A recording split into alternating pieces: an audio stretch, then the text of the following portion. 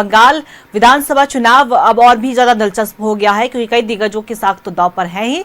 दूसरी तरफ आपने देखा है कि पहले चरण का चुनाव संपन्न हो चुका है, वहीं दूसरे चरण को लेकर सियासी संग्राम छिड़ा हुआ है। प्रधानमंत्री नरेंद्र मोदी ने भी कल 2 जनसभाओं को संबोधित किया। केंद्रीय गृह मंत्री अमित शाह भी लगातार कैंप किए हुए हैं। बीजेपी लगातार दावा कर रही है कि इस बार बंगाल में उनकी सरकार बन रही है, लेकिन कहीं ना कहीं टीएमसी की अगर हम बात करें तो ममता बनर्जी की बात हो रही है। ममता बनर्जी लगातार सक्रिय हमेशा से रही है और कहीं ना कहीं सत्ता संभाल भी रही है बंगाल की।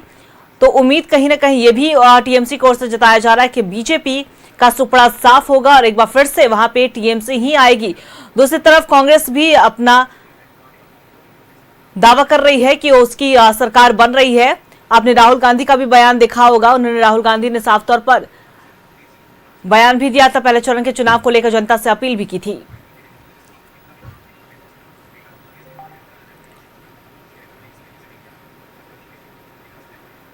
बंगाल चुनाव पर चर्चा करने के लिए हमारे सहयोगी प्रकाश हमारे साथ लाइव बने हुए, उनका रुख करेंगे। प्रकाश, देखिए 29 अप्रैल का दिन, सभी को इसका इंतजार है, दूसरे चरण का मतदान। मतदाता काफी ज्यादा उत्साहित नजर आ रहे हैं। तमाम ऐसे जो मुद्दे हैं वो कहीं ना कहीं बंगाल में गरमाते हुए नजर आए, जनता के बीच में चर्चा का विषय भी बना रहा। चाहे अगर हम एसआईआर के मुद्दे की बात कर ले, चाहे हम बांग्लादेशी घुसपैठियों के मुद्दे की बात कर ले, इन तमाम मुद्दों को देखते हुए बीजेपी कहीं ना कहीं दावा कर रही है कि इन तमाम मुद्दों को सोचते हुए जनता हमें वोट देगी। दूसरी तरफ टीएमसी का यह साफ तौर पर कहना है कि हमने जैसी सरकार चलाई है वो आगे भी चलती रहेगी, जनता का हमें भरपूर समर्थन है। किस तरीके का माहौल, राजनीतिक माहौल और किस तरीके से जनता के बीच में माहौल देखने को मिल रहा है बंगाल चुनाव को लेकर? है क्योंकि पहले फेज में बम्फड़ वोटिंग से चुनाव आयोग हो, चाहे राजनीति दल हो या आम व्यक्ति हो जो बंगाल में रहते हैं, उन सभी के अंदर एक उत्साह तो जरूर भर दिया है। उत्साह हम इसलिए कह रहे हैं क्योंकि हर कोई अपने अपने तरीके से सरकार गठन करने में लग गए हैं। बीजेपी का कहना है कि पहले फेज का बम्फड़ वोटिंग जो है उसमें बीजेपी को बढ़त मिलेगी। वहीं अगर हम टीएमसी की माने तो टीएमसी कह रही है कि आपने जो एसआईआर का प्रकरण अपनाया है इसे लेकर बम्फड़ वोटिंग की गई है और उसका फायदा आम हमें मिलेगा। तो अब देखने वाली बात होगी, ये तो 4 मई को ही पता चल पाएगा कि किस पर कौन भारी पड़ता है। लेकिन इतना जरूर है कि पहले फेज के मतदान के बाद जिस प्रकार पहले फेज के मतदान में जिस प्रकार से हिंसा देखी गई जगह जगहों पर, उसे रोकने के लिए चुनाव आयोग ने केंद्र की मदद से लगभग 2000 से अधिक यहाँ पे अर्धसैनिक बल जो है वो उतारे हैं। साथ ही साथ मैं आपको बता दूं कि अति संवेदनशील जो बूथ हैं उस पे भी नजर रखी हुई है और पूरे शहर की जो मॉनिटरिंग है वो की जा रही है। क्यूआर टीम जो है, जो सीसीटीवी कैमरे से लैस है, वो पूरे शहर में भ्रमण कर रही है और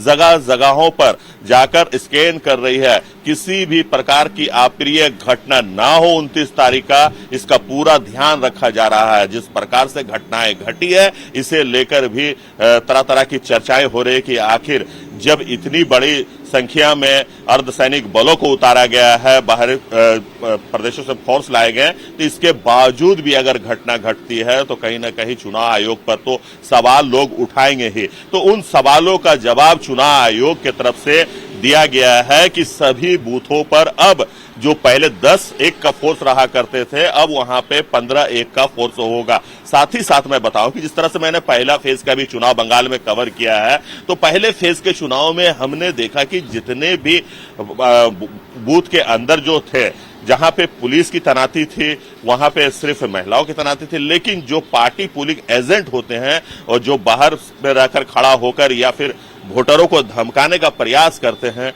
वो इस बार पूरी तरह से नजारत दिखा। हर टेंट तो लगे हुए जरूर थे, लेकिन टेंट पर किसी भी तरह की कोई गतिविधि हमको वहां नजर नहीं आई।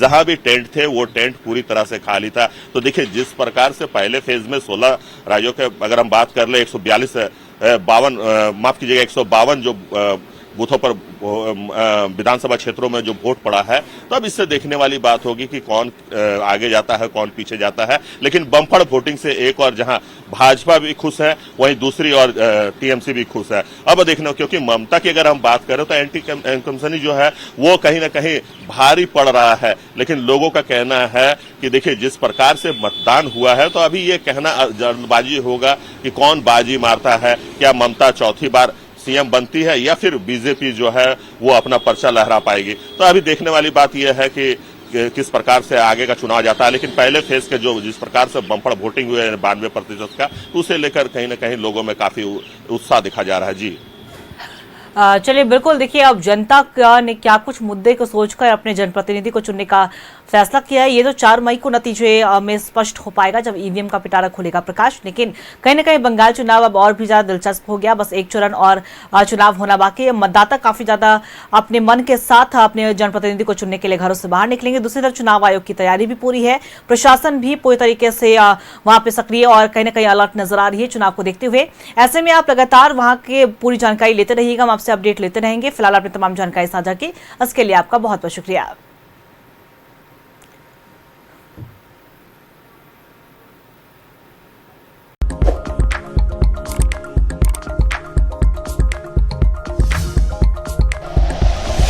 Like and share videos, subscribe करें हमारा चैनल और प्रेस करें बेल आइकॉन। न्यूज़ 11 भारत, सच है तो दिखेगा।